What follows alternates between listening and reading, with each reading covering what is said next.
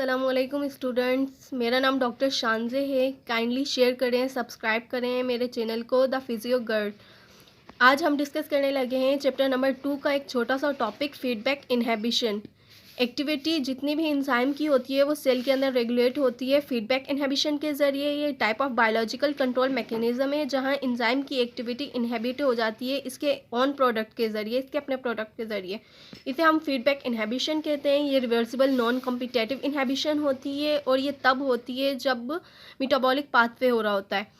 आमतौर पे ये तब होती है जब प्रोडक्ट ज़्यादा बन जाता है और इतना ज़्यादा यूज़ नहीं हो रहा था, एंड में प्रोडक्ट ज़्यादा हो जाता है तो ये एंजाइम की एक्टिव साइट के साथ बाइंड कर जाता है या उसके बीच में आ जाता है फीडबैक इनहिबिशन करने के लिए। Substrate and enzyme once the product is consumed, अगर एक दफ़ा जब प्रोडक्ट रिड्यूस हो जाता है या कम हो जाता है, एंजाइम और सबस्ट्रेट होते हैं ये वापस अपना बॉन्ड बना लेते हैं और मोर प्रोडक्ट बनाते हैं।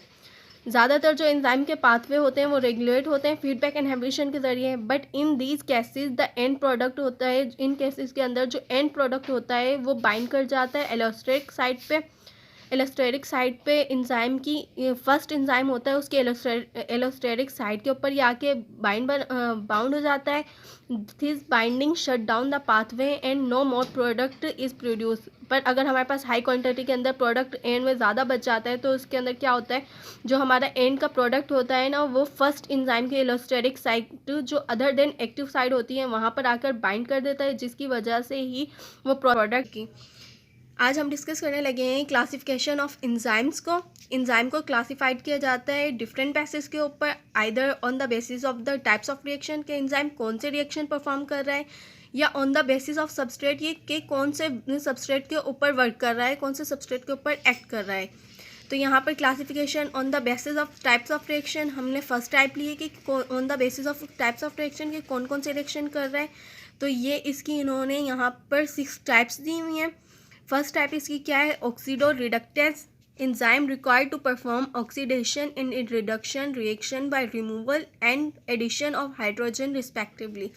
ये कह रहे हैं कि ऑक्सीडो रिडक्टेज ये वो एंजाइम होते हैं जो रिक्वायर्ड होते हैं ऑक्सीडेशन करवाने के किसी भी प्रोसेस के अंदर, रिडक्शन करवाने के किसी भी प्रोसेस के अंदर, उसमें हाइड्रोजन को ये ऐड करवाएं या रिमूव कराएं। इन्होंने यहाँ पे एग्जांपल दिया हुआ है फिरिडॉक्सिन रिड्यूसिंग सब्सटेंस, ये एक एंजाइम है और ये रिड्यूस करता है। सेकेंड हमारे पास आता है ट्रांसफरेज, ये वो एंजाइम होता है, ये रिस्पॉन्सिबल होता है, ट्रांसफ़र करता है ग्रुप को एक सब्सटेंस से दूसरे सब्सटेंस के पास, जैसे transfer of phosphate from ATP to hexose. हमारे पास एक ग्लाइकोलाइसिस होती है रेस्पिरेशन के प्रोसेस में, जब ग्लूकोज का ब्रेक डाउन होता है तो उसके अंदर हमारे पास एक और प्रोसेस आता है ग्लाइकोलाइसिस का, उसके अंदर एटीपी से जो फॉस्फेट होता है वो हेक्सोज तक जाता है by the help of transferase enzyme.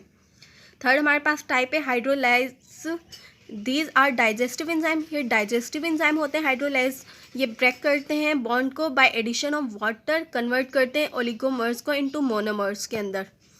और जो फोर्थ टाइप आती है हमारे पास वो है lyses enzyme, these enzyme catalyse the breakdown of specific covalent bond and removal of group without hydrolysis.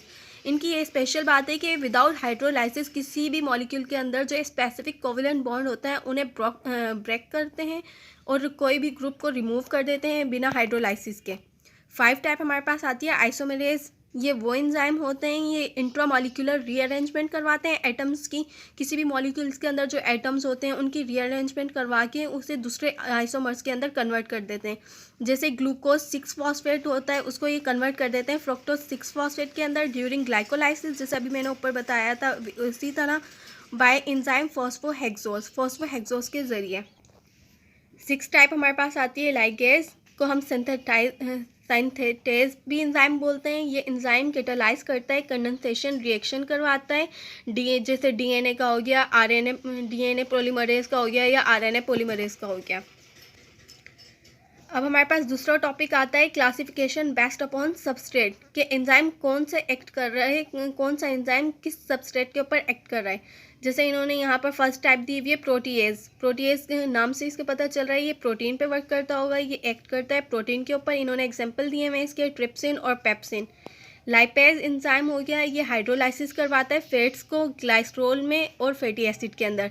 Glycosidase enzyme ये एक्ट करते हैं कार्बोहाइड्रेट मॉलिक्यूल के ऊपर, जैसे यहाँ पर इन्होंने बताया हुआ है अमाइलेज हो गया, ये अमाइलोज को कन्वर्ट करता है माल्टोज के अंदर। सेल्यूलेज एंजाइम हो गया, ये सेल्यूलोज के ऊपर वर्क करता है। माल्टेज हो गया, ये माल्टोज के ऊपर वर्क करता है। सुक्रेज हो गया, ये सुक्रोज के ऊपर वर्क करता है। लेक्टेज हो गया, ये लेक्टोज के ऊपर वर्क करता है। और न्यूक्लियस एंजाइम ऐसा एंजाइम होते हैं, ये डिफरेंट न्यूक्लिक एसिड के ऊपर एक्ट करते हैं, जैसे आरएनएज हो गया, डीएनएज हो गया, एटीपीएज हो गया।